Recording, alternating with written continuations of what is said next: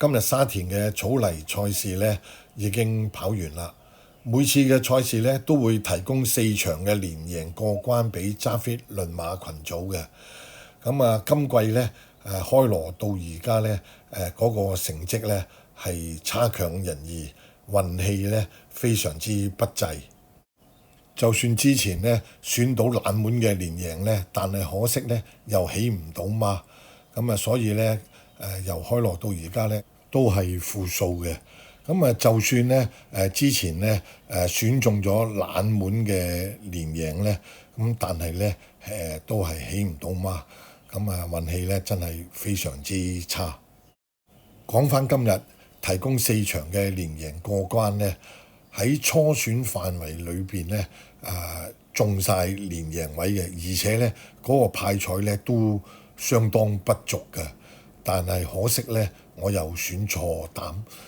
選中膽嗰場第8場，我用冷門3號嘅佔滿同行，嗰個獨贏呢有成200蚊左右嘅。拖280。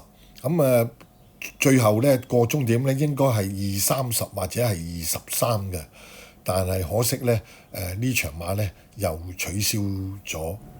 第9場冷門嘅將鋭獨贏有成200幾蚊，佢贏咗返嚟，我都有擺喺初選範圍以內嘅。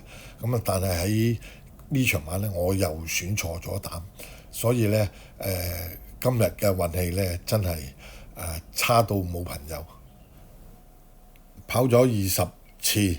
餘下呢就仲有68次嘅賽事，希望呢喺呢68天嘅賽事裏邊呢，可以呢帶領群組呢贏錢。